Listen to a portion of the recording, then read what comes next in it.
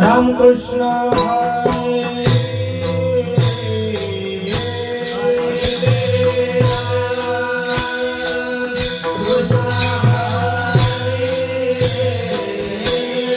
हरे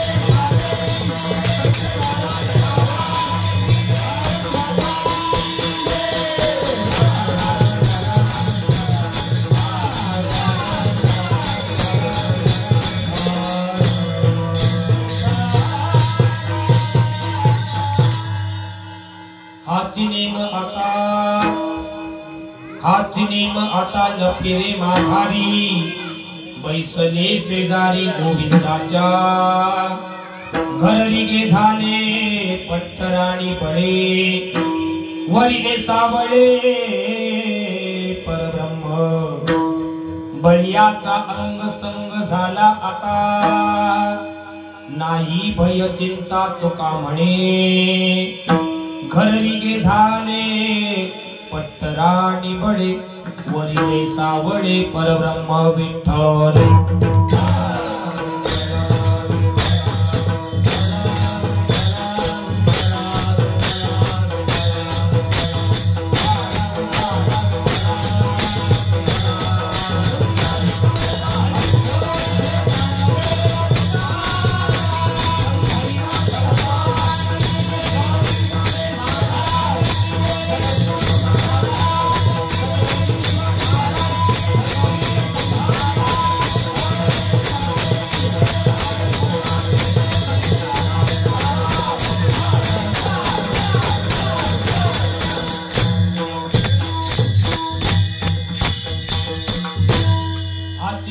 आता न फिरे माघारी बैसले शेजारी गोविंदाच्या घरी गे झाले पट्टराणी बळे वरिले सावळे परब्रह्म ओम नमोजी अद्या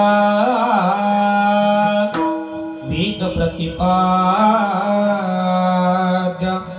जय जय स्वसंविद्या आत्मरूपा देवा तुची गणेशु सकळार्थमती प्रकाशु मणि निवृत्ती दासु अवधारी जोजी जयांची केलिया स्मरण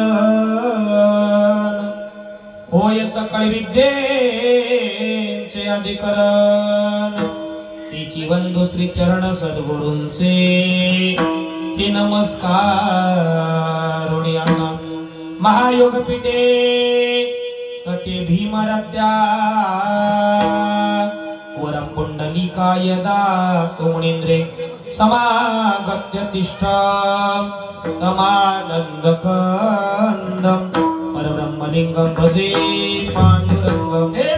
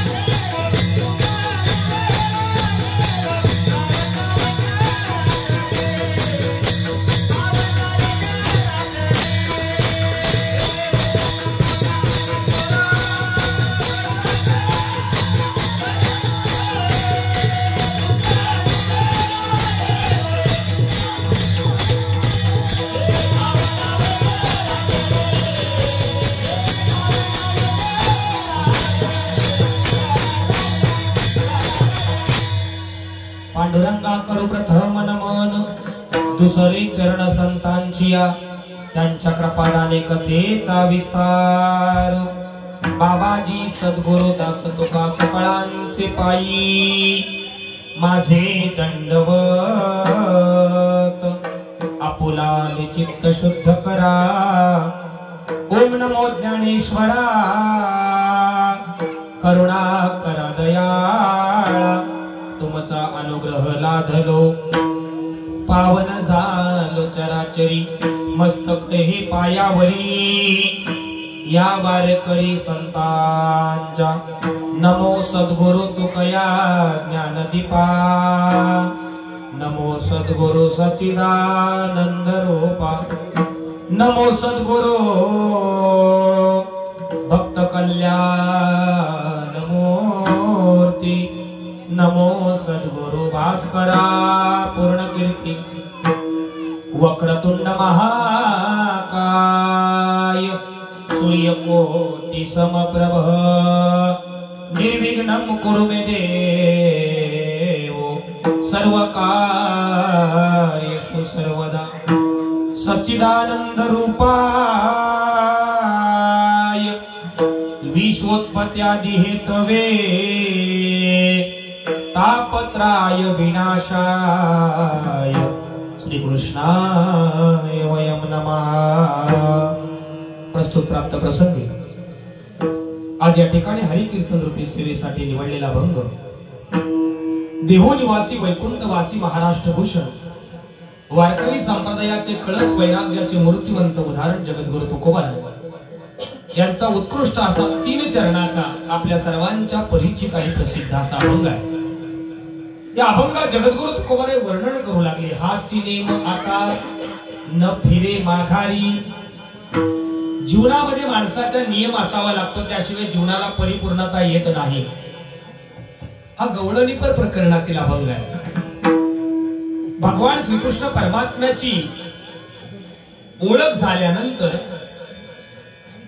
देवाच्या नामाचा छंद लागल्यानंतर नवे नवे तर श्रीकृष्ण भगवंतांच्या सानिध्यात गेल्यानंतर सगळ्या गोपिकांच्या आचार आणि विचारामध्ये झालेलं परिवर्तन आणि त्याचं चिंतन म्हणजे हा अभंग आहे। हाची नेम आता कदाचित कालपर्यंत एखाद्या माणसाला परमार्थ माहित नसेल, एखाद्या जुन्या जाणत्या माणसाने तो समजावून सांगितला की मिळालेलं आयुष्य हे भोजनासाठी नाही तर ते भजनासाठी आहे।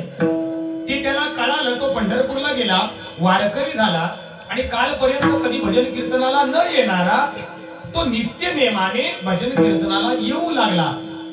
हा संबंध जिथे लागतो ना, हाची नेम आता न फिरे माघारी, तसं गोपिकांना हा नियम लागू झाला कारण बैसले शेजारी। कारण भगवान सानिध्यात भगवान परमात्म्याच्या सानिध्यात गेल्यानंतर आता मात्र त्यांना सगळं घरदार विसरण्याची वेळ आली आणि देवाच्या सानिध्यात भक्तीचा महिमा गाण्याची वेळोवेळी ज्या ज्या वेळेला संधी मिळेल तेव्हा ते काय करायचं, सगळं विसरून जायचं, स्वतःला सुद्धा विसरून जायच्या। हाची नेम आता न फिरे माघारी, बैसले शेजारी गोविंदाच्या घरी झाले पट्टरानी बळे। का घरी झाले? वरिले सावळे परब्रह्म। वरिले म्हणजे माला अर्पण करणे। जसं सत्यनारायणाची पूजा आहे की नाही, आज विवाह प्रित्यर्थ आहे म्हणजे लग्नामध्ये वरमाला घातली जाते है ना, म्हणून वर आणि वधू म्हणतात। म्हणजे वरमाला घातल्यानंतर है की नाही ती वधू काय होते, त्या ठिकाणी परिपूर्ण त्या पती देवाची होते किंवा ब्रह्मादिकांच्या साक्षीने सप्त पेरे झाले म्हणजे ही विवाह स्थिती सगळ्यांच्या आयुष्यात गेलेले जे बसलेले आहेत त्यांच्या। परंतु आज ज्यांच्या विवाह प्रित्यर्थ ही सत्यनारायणाची पूजा आहे आणि त्याच्या निमित्त हा सोहळा आहे, म्हणून घररिगे झाले पट्टरानी बळे वरिले सावळे परब्रह्म। त्या परब्रह्म भगवंताशी आम्ही काय केली, भक्ती रूपाने विवाहबद्ध झालो आणि वरिले सावळे परब्रह्म। मग आता इथपर्यंत एवढ्यावरतीच काम थांबलं का? नाही, आता आम्हाला कळालं जीवनाचं सामर्थ्य काय आहे, भक्तीचा महिमा काय आहे, देवाच्या सानिध्यात गेल्यानंतर काय परिवर्तन होतं। म्हणून समारोप अभंगाचा कसा आहे बघा, बळियाचा अंग संग झाला आता अहो देव सानिध्यात आहेत ना, मग आता भय आणि चिंता राहील का? नाही राहणार ना. नाही भय चिंता तुका म्हणे, ते साक्षात भगवान श्रीकृष्ण आमच्या सानिध्यात आहेत, मग आम्हाला कुठल्याही प्रकारची भय आणि चिंता नाही. कारण आमच्या जीवनामध्ये आता नियम तयार झाला, हाची नेम आता न फिरे माघारी आणि बैसले शेजारी गोविंदाच्या अभंगाचा थोडक्यात भावार्थ विठ्ठल.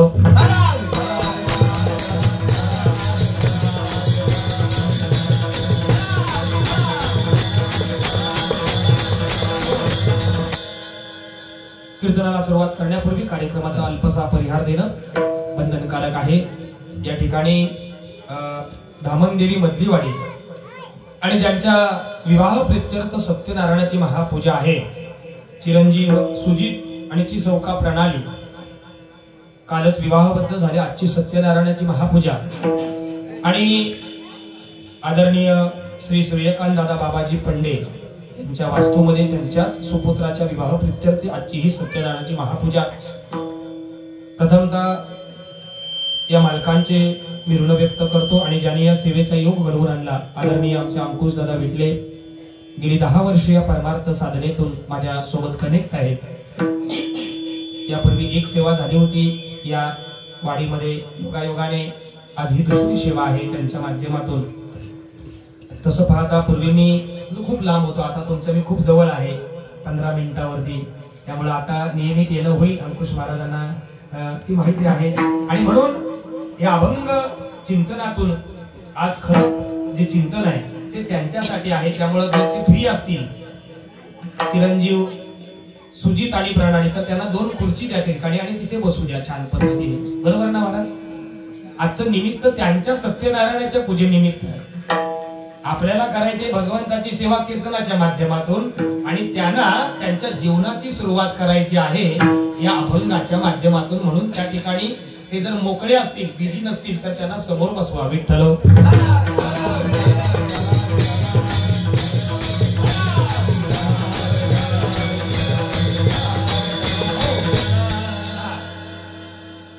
मी या 10 वर्षात सत्यनारायणाच्या महापूजेचं कीर्तन भरपूर केलं, पण लग्नाची सत्यनारायणाची महापूजा असेल ना, तर माझा पहिला हट्ट असतो की त्या दोघांना त्या ठिकाणी बसवणं गरजेचं आहे. त्यांच्या वैवाहिक जीवनाची सुरुवात करत असताना त्यांना खरं काय बरं काय हे 2 गोष्टी कळाल्या पाहिजेत, एवढंच आपली अपेक्षा असते. आणि त्याच्यासाठीच हे कीर्तन आहे ना. म्हणजे काही लोक लग्न झालेले त्यांना माहित असेल की संसारात काय आहे ते, की नाही? संसार दुःखमुळ चहूकडे इंगुळ, विश्रांती नाही कोठे रात्रंदिवस तळमळ. परंतु तरी सुद्धा परमार्थ साधकाला माहित असतं की संसारातलं दुःख कसं कमी करायचं, ते परमार्थाच्या माध्यमातूनच संसारातलं दुःख कमी करता येतं.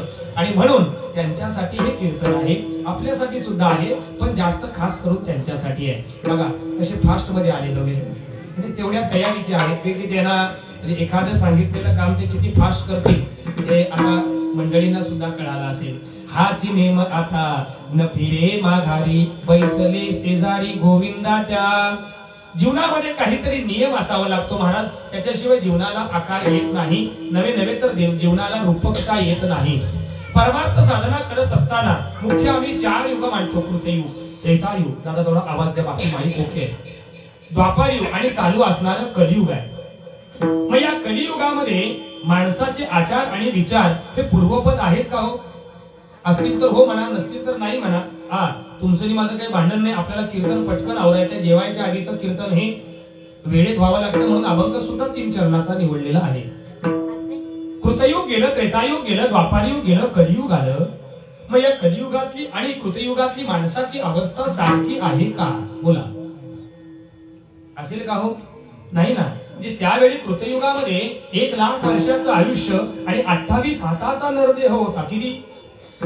मग आता बघा ना, आपला नरदेह 3.5 हाताचा आहे आणि जवळपास नरदेह दुर्लभ जाणा शतवर्षाची, म्हणजे 100 वर्ष कसे कसे आहेत.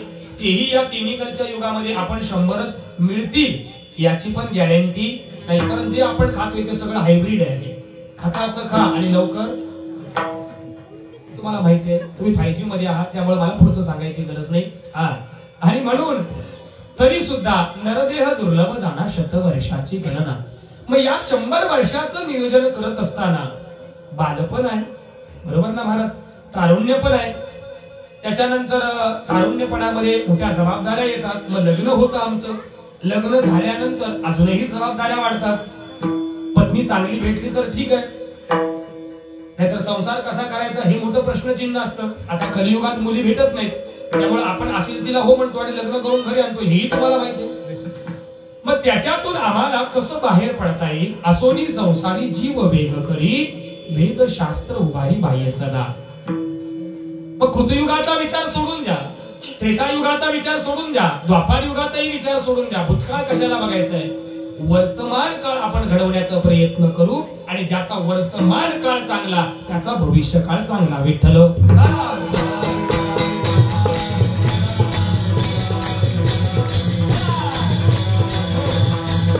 पण काही लोकांना मरेपर्यंत कळत नाही की मिळालेला नरदेह कशासाठी होता. म्हणजे बालपण गेले, तरुणपण आले,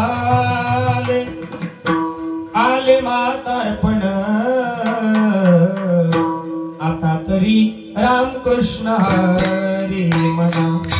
आता तरी रामकृष्ण हरी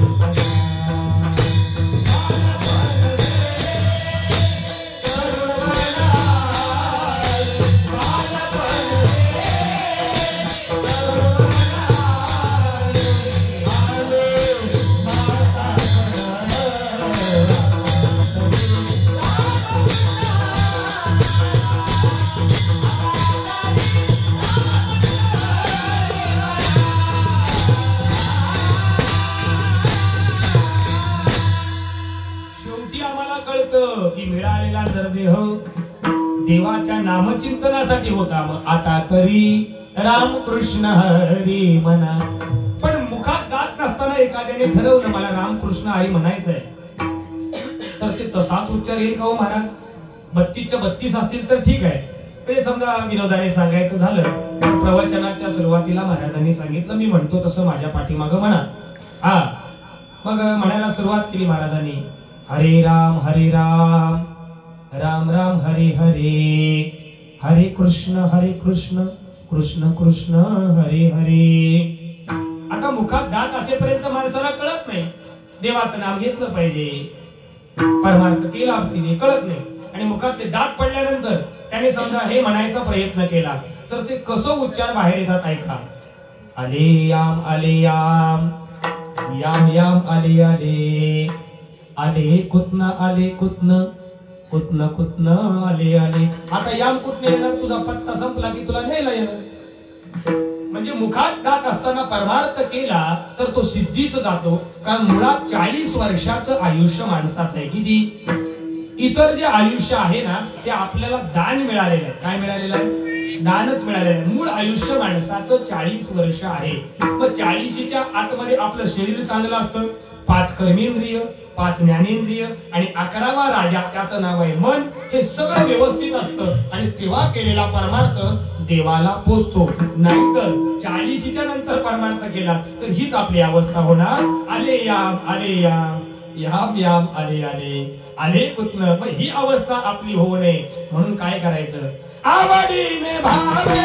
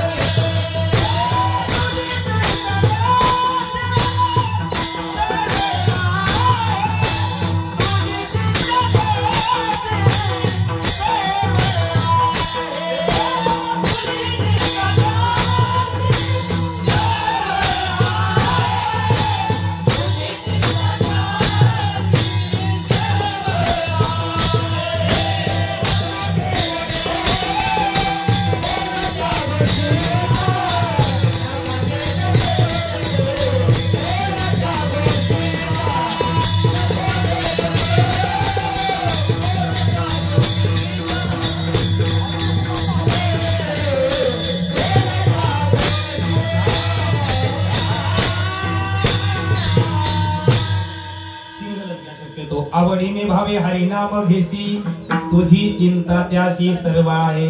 तो चिंता करणारा समर्थ आहे, तोच एक दानशूर दाता. तो मोठ्या अंतकरणाने तुमच्या सगळ्या गोष्टी मान्य करतो, तो सुख देतो, तो प्रेम देतो. देवाकडे दोन गोष्टी मिळतात. नंबर एक सुख, सर्व सुखाचे आगर बाप रखमा देवी बर. आणि नंबर दोन ची गोष्ट मिळते ते म्हणजे आहे प्रेम. मग या सुख आणि प्रेम या गोष्टी जर देवाकडे मिळत असतील तर तुम्ही इतरत्र का त्याचा शोध घेताय? बरोबर ना महाराज?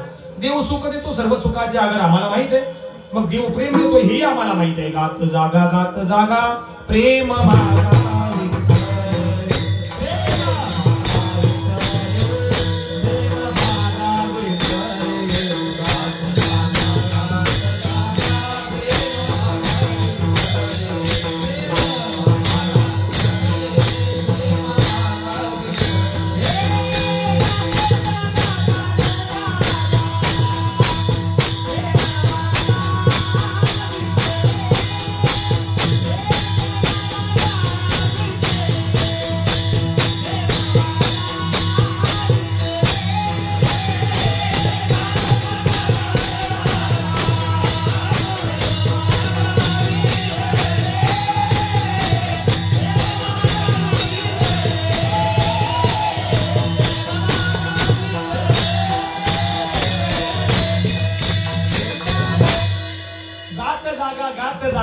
प्रेम मागा विठ्ठले. आणि हीच अवस्था आपल्याही जीवनात आली पाहिजे. आणि ती अवस्था त्या गोपिकांच्या जीवनात आली. त्यांना माहित नव्हतं की भगवान श्रीकृष्ण भगवंतांच्या सानिध्यात गेल्याशिवाय आमच्या जीवनाचा उद्धार होणार नाही. पण त्यांचा थोडासा गैरसमज होता. मुळात देवाचं अवतार कार्य तसंच असतं महाराज. आणि उशिरा मिळालेल्या गोष्टीची किंमत सगळ्यात जास्त असते. त्या गोपिकांना तेव्हा जर कळालं असतं तर कदाचित तो कथासार वेगळा झाला असता. परंतु पूर्ण कथासार आपल्याला परिचित आहे की मग त्यावेळेला श्रीकृष्ण भगवंतांचा जन्म आहे. बरोबर ना? 6 लेकरं कंस मामाने मारली, 7वी माया रूपाने गेले, 8वे श्रीकृष्ण भगवान जन्माला आले. साक्षात भगवंतांचा जन्म सगळ्या सृष्टीचं सौंदर्य बदललेलं आहे. देव जन्माला आले हे ना. गवळण सांगे गवळणीला पुत्र झाला, यशोदे मातेला पुत्र झाला. सगळ्यांना आनंद आहे. आणि मग परंतु लहानपणापासून श्रीकृष्ण भगवंतांच्या या खोड्या आहेत, है की नाही? लहान लहान लहान लहान लहान मुले घेऊन खोड्या करी मन मोहन. आणि या मनमोहनाच्या खोड्या काही कमी नाही. सगळ्या गवळणी सुद्धा कंटाळलेल्या आहेत. सगळ्यांना त्रास आहे. असं असताना सुद्धा श्रीकृष्ण भगवान त्यांना सगळ्यांना त्या भक्ती मार्गाला आणण्याचा प्रयत्न करत आहेत. काही लोक म्हणतात श्रीकृष्ण भगवंताने चोरी केली. शक्ती तुऱ्यामध्ये तर दाढवे महाराज त्याची सगळ्यांनी वाट लावली की ही आपण शूट करून लोकांना चांगलं दिलं पाहिजे. आणि ते कीर्तनकारांचं काम आहे महाराज. आमच्याच देवाची विटंबना आम्हीच करावी, है की नाही? मग बघा, श्रीकृष्ण भगवंतांचा आणि राधेच्या प्रेमाच्या जिव्हाळ्याची कथा वेगळी आहे. पण ती काही ठिकाणी त्या अशा कार्यक्रमात ती वेगळी सांगितली जाते, लोकांच्या शिट्ट्या आणि टाळ्या मिरवण्यासाठी. पण त्याच्या शिट्ट्या आणि टाळ्यांसाठी आपणच आपल्या देवाची विटंबना करावी हे तुमच्यासारख्या मंडळींना पटणार नाही. कारण तुम्ही शुद्ध वारकरी संप्रदायातले जिज्ञासू माणसात. खरे मग त्यावेळेला श्रीकृष्ण भगवंतांनी चोरी केली हे मान्य आहे. पण देवाने चोरी कसली केली? हरिने माझे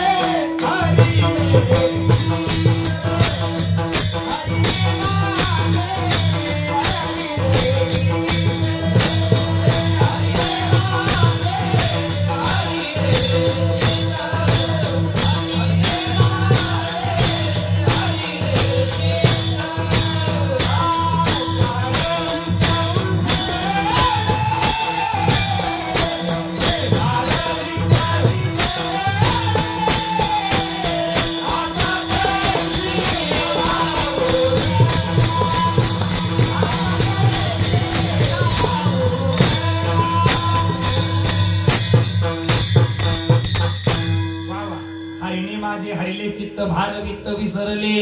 आता कैसी जाऊ घरात नवे बरा लौकिक. ही अवस्था गवळणींची कधी तयार झाली? जेव्हा कळालं की श्रीकृष्ण भगवंत कोण आहेत. म्हणजे पूर्वी काय व्हायचं? पेंड्या सुदा वाकड्या हे सगळे काय करायचं, गवळणीचा रस्ता प्रतिबंध करायचे आणि म्हणायचं की तुम्हाला गोकुळचा रस्ता प्रतिबंध आहे, तुम्हाला मथुरेला जाता येणार नाही. मग गवळणी म्हणायचे गोकुळचा रस्ता प्रतिबंध करणारे तुम्ही कोण? तेव्हा सगळे सवंगडी म्हणायचे आम्ही श्रीकृष्ण देवाचे सवंगडी आहे. गवळणी म्हणायच्या पण ते श्रीकृष्ण देव कुठे आहेत तुमचे? मग माझ्या श्रीकृष्ण भगवंतांची एंट्री व्हायची आणि देव आपल्या अवतार कार्याची ओळख करून द्यायचे. ऐक राधे मी तुला सांगितो माझ्या जन्म मरणाच्या खुणा. देव काय करायचे, जन्म मरणाच्या खुणा सांगितल्यानंतर सगळ्या गोपिका त्याच्यात सोबत ती मावशी सुद्धा देवाला शरण यायची आणि म्हणायची देवा आता आम्हाला कळालं, आम्ही आज तागायत तुझ्या सानिध्यात असून सुद्धा आम्हाला तुझी भक्ती करता आली नाही, आम्हाला तुझी सेवा करता आली नाही. पण आजपासून आहे की नाही भुलविले भुलविले भुलविले वेणुनादे. देवाच्या मुरलीने, देवाच्या वेणुनादाने, देवाच्या भक्तीमध्ये रममान या सगळ्या गोपिका व्हायला लागल्या आहे की नाही. देवा तुझ्या मुरलीच्या पायी रे मन मोहिले रे मन मोहिले.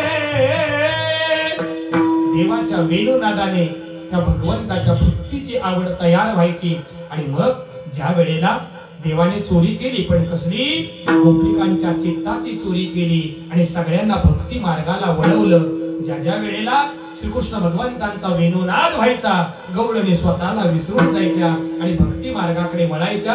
देवाच्या सानिध्यात येऊन स्वतःच्या जीवनासाठी उद्धारासाठी भक्ती करायच्या आणि तो नियम जगद्गुरु तुकोबाराय अभंगाच्या पहिल्या चरणात होता.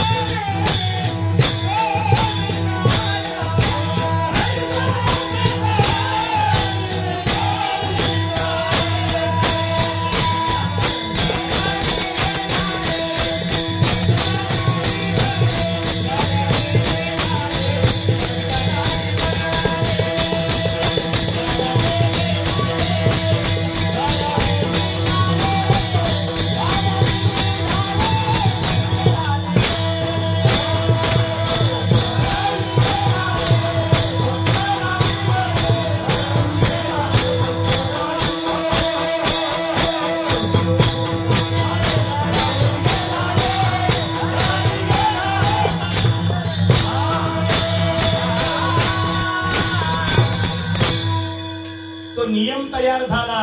कसं आहे ना महाराज, मी मगाशी म्हटलं ना, उशिरा मिळालेल्या गोष्टीची किंमत सगळ्यात जास्त असते.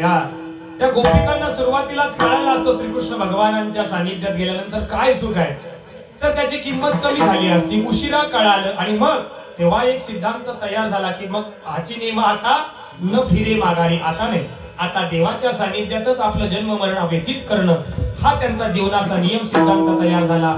तसाच नियम चिरंजीव सुजित आणि प्रणाली तुमच्यासाठी आता तयार झाला आज. हाची नेम आता तुम्ही कालपर्यंत नियमात बंधनात नव्हतात.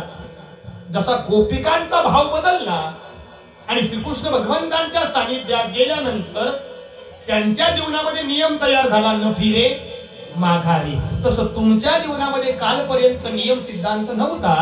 आता विवाह बंधनात तुम्ही अडकल्यामुळं तुम्हाला नियम आणि सिद्धांत लागू झाले.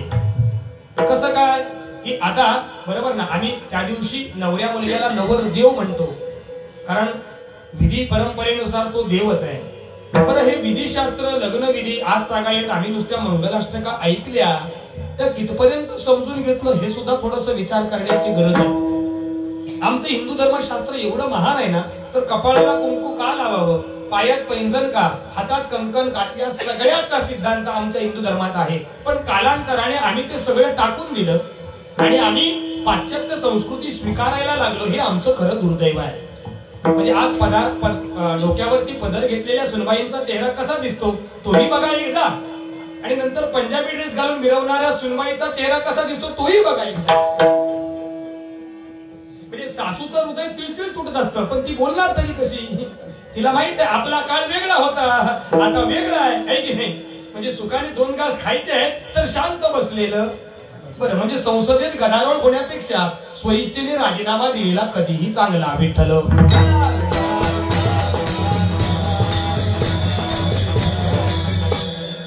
आणि मग त्यांना नियम सिद्धांत चालू झाले. बघा, एक मंगलाष्टका तुम्हाला सगळ्यांना माहित असेल, ज्याच्यामध्ये आम्हाला ह्या विवाह बंधनाची ओळख होते. गोत्र भिन्न की भिन्न जात चिकुळे, जीवे एकाची होती वर वधू.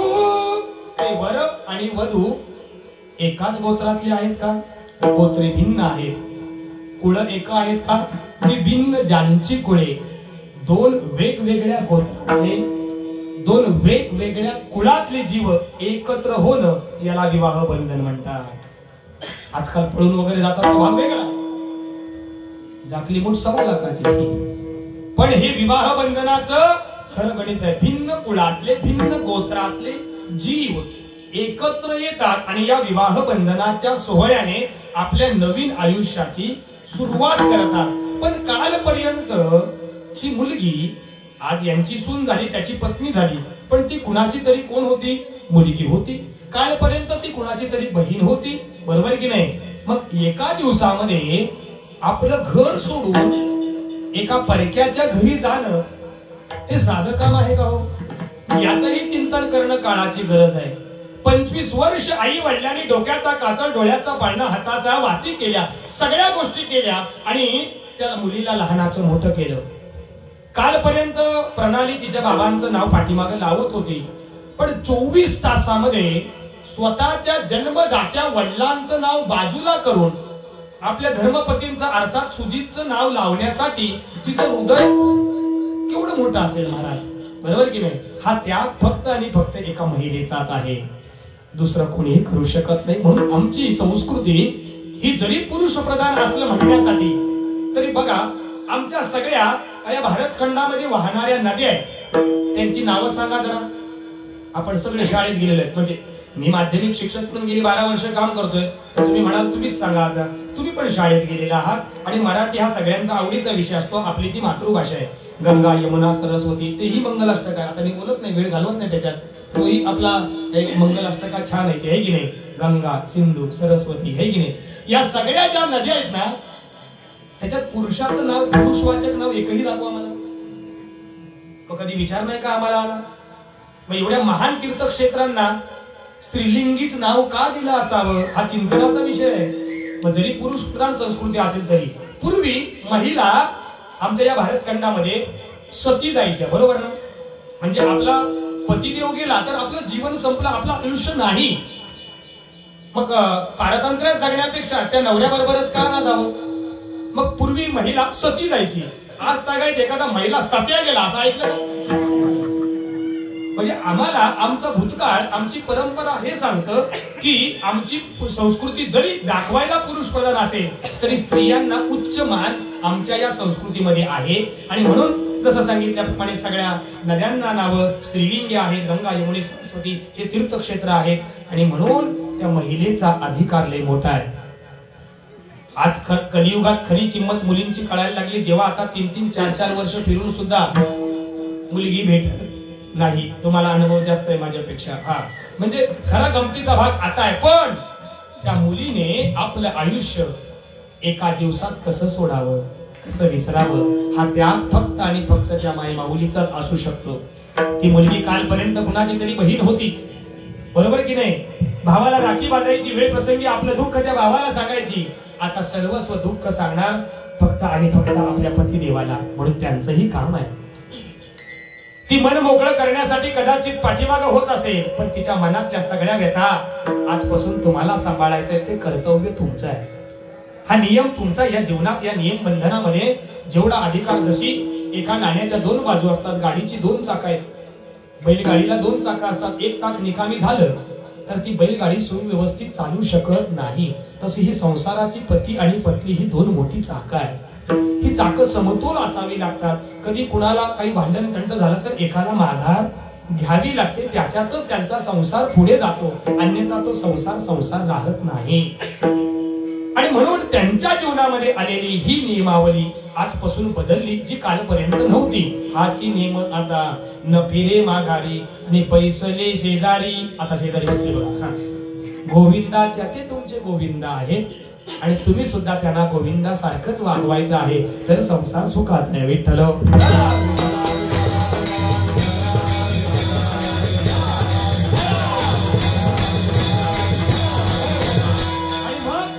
भक्तिरूपी साधनाने या गोपिकांनी श्रीकृष्ण भगवंतांचे काय केलं? विवाह बंधनात अडकले. माझं असं एक मत आहे, तुमचं काय मत आहे मला तुम्ही सांगा. अंकुश महाराज माणसाचे कमीत कमी 2 लग्न झाली पाहिजे, तुमचं काय मत आहे?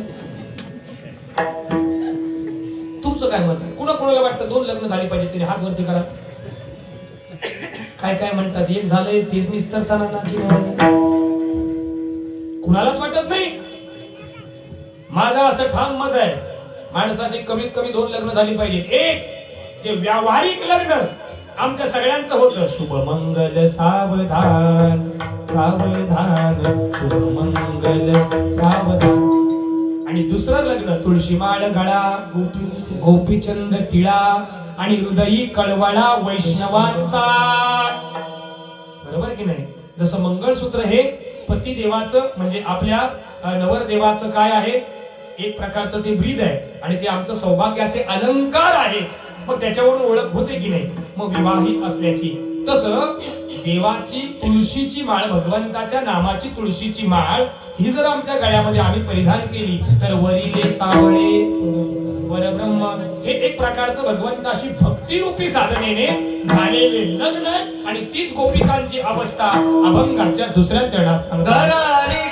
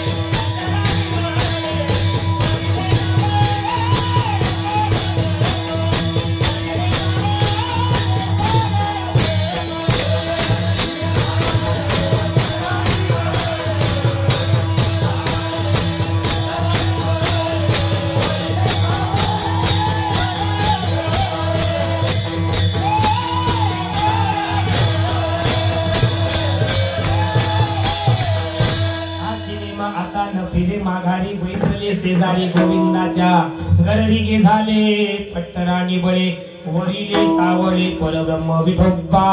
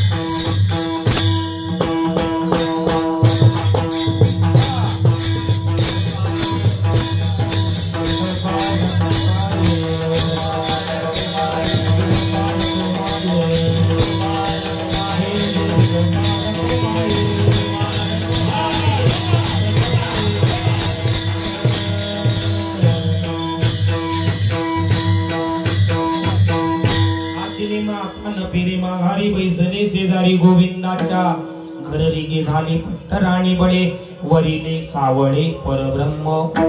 आणि अभंगाचा समारोप तुकोबारायांनी किती घोळ केला बघा. आता या भक्ती सानिध्याचा विचार करता शास्त्रात भक्तीचे 3 प्रकार सांगितले. स्वप्नात देवाचं दर्शन होणं याला मध्यम भक्त म्हणतात. मंदिरात किंवा मूर्तीत देवाचं दर्शन होणं याला मध्यम भक्त म्हणतात. आणि जडी स्थळी काष्टी पाताळी सर्वांगटी राम देहांदेही एक सूर्यप्रकाशक सहस्त्ररश्मी असा ज्याला कळतं ना त्याला उत्तम भक्त म्हणतात. स्वप्नात देवाचं दर्शन होणं हे सामान्य भक्ताचं लक्षण आहे. मंदिरात किंवा मूर्तीत देवाचं दर्शन होणं हे मध्यम भक्ताचं लक्षण आहे. आणि जडीस्थळी काष्टी पाताळी सगळ्या ठिकाणी विठ्ठल जडीस्थळी भरला रीता ठाव नाही बोलला. आजम्या दृष्टीने पाहिला विठ्ठलाची एक. प्रत्येक ठिकाणी सजीव निर्जीव गोष्टीमध्ये माझा भगवंत भरून उरलेला आहे असं ज्याला कळतं त्याला उत्तम भक्त म्हणतात. विठ्ठल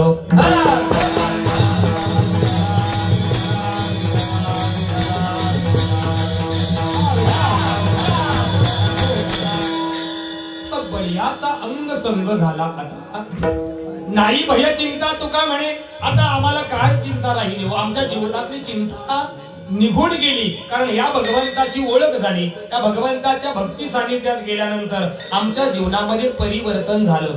तसं जीवनामध्ये परिवर्तन झालंच पाहिजे महाराज. गळ्यात तुळशीची माळ घातल्यानंतर जर आमच्या जीवनामध्ये परिवर्तन होत नसेल तर हे सगळ्यात मोठं दुर्दैव आहे महाराज. आहे की नाही. म्हणजे होईन भिकारी पंढरीचा वारकरी हाची माझा नेम धर्म मुखी विठोबाचे. पण या अभंगातील भिकारी या 3 अक्षरांचा अर्थ पारमार्थिक दृष्ट्या वेगळा आहे.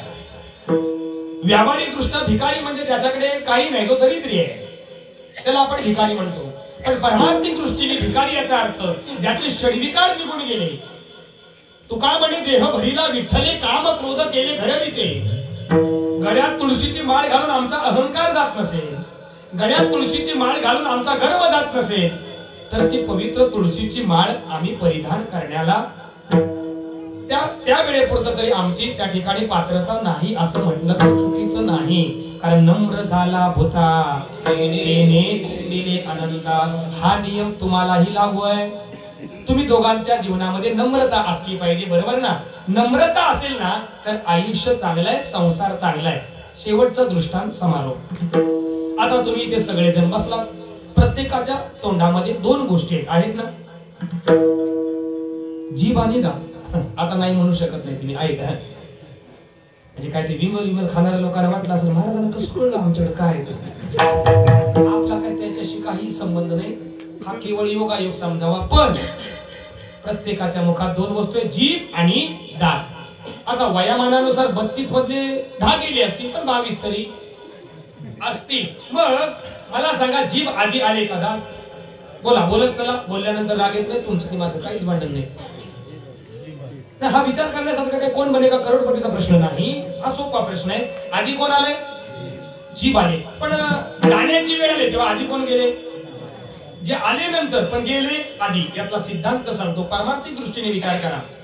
बघा वैज्ञानिक दृष्टीने जी गोष्ट आधी आली ती आधी गेली पाहिजे हा वैज्ञानिक दृष्टिकोनाचा नियम आहे. पण गंमत अशी आहे की जीभ आली आधी, दात आले नंतर. पण जाण्याची वेळ आली तेव्हा आधी कोण गेले?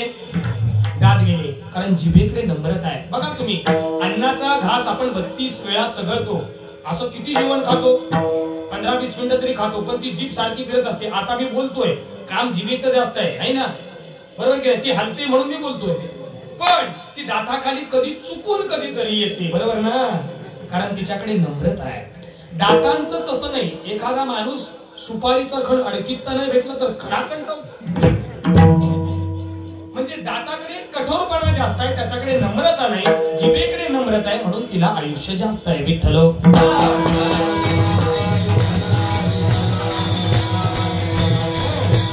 म्हणून आपल्याकडे सुद्धा संसार चालू असताना तुम्हाला दोनही उभयतांना आमच्याकडून शुभेच्छा आहेत. पण तुम्ही जीवनामध्ये शेवटपर्यंत नम्रता ठेवा. उद्या तुमचा संसार सुखाचा व्हावा हीच आम्ही भगवंताच्या चरणी प्रार्थना करतो. कारण माझी माऊली वयाची 21 वर्ष जगले आणि या जगाचा संसार सुखाचा व्हावा ही अपेक्षा माझ्या माऊलींची. आपण कलियुगात आज अख्खं आयुष्य गेलं तरी स्वतःचा संसार सुखाचा करू शकत नाही. पण समाधिस्थ राजे, अलंकापूर निवासी माऊली ज्ञानेश्वर भगवान काय वर्णन करतात?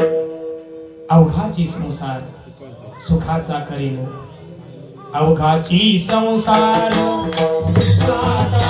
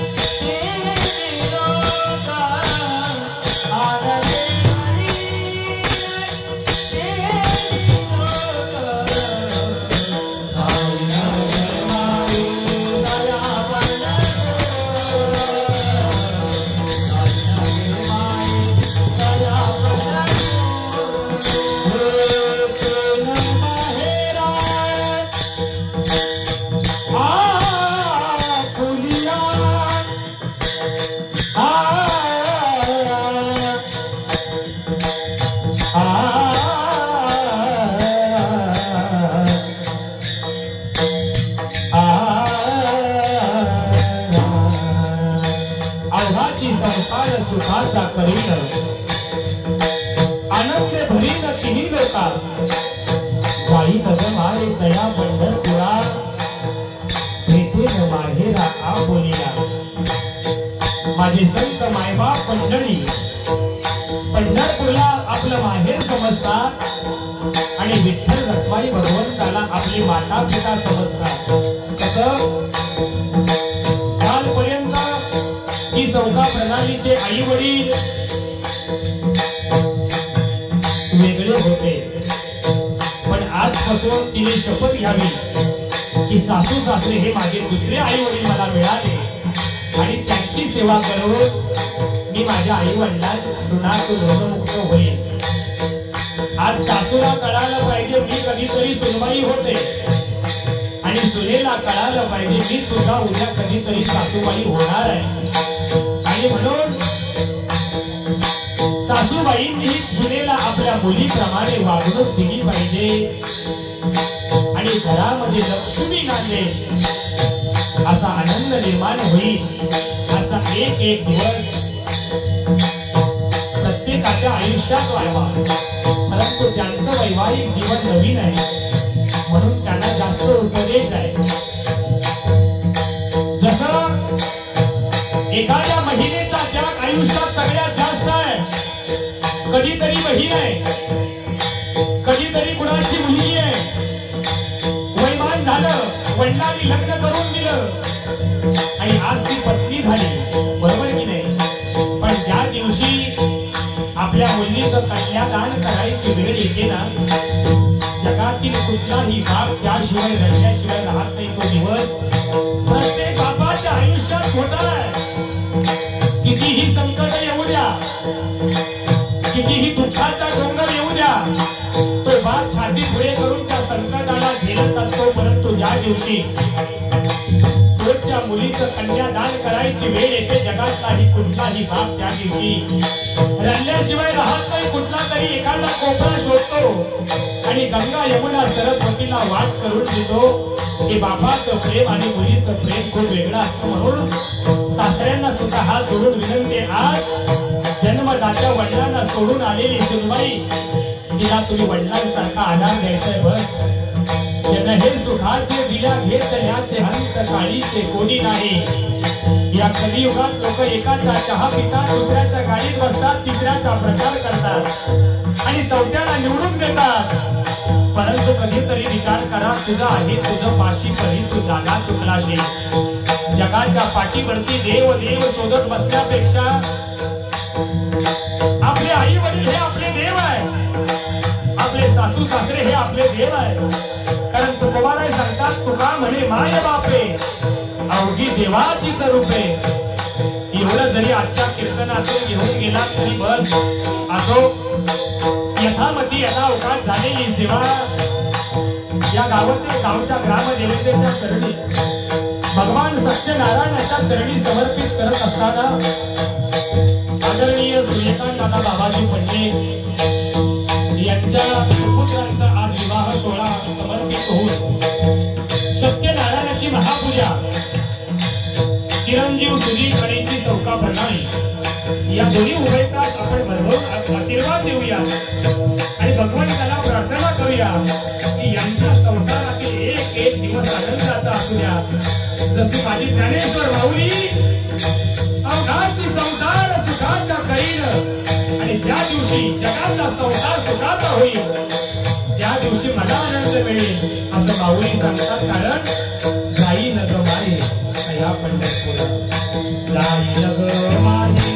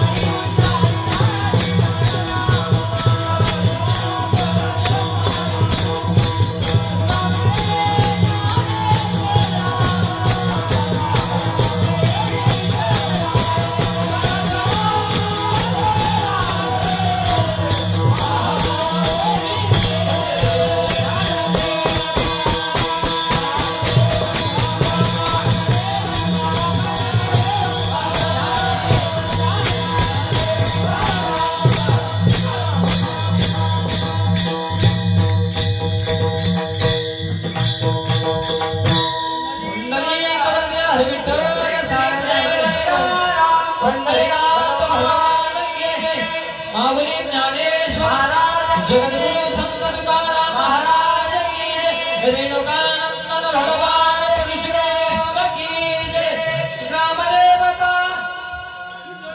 की जय,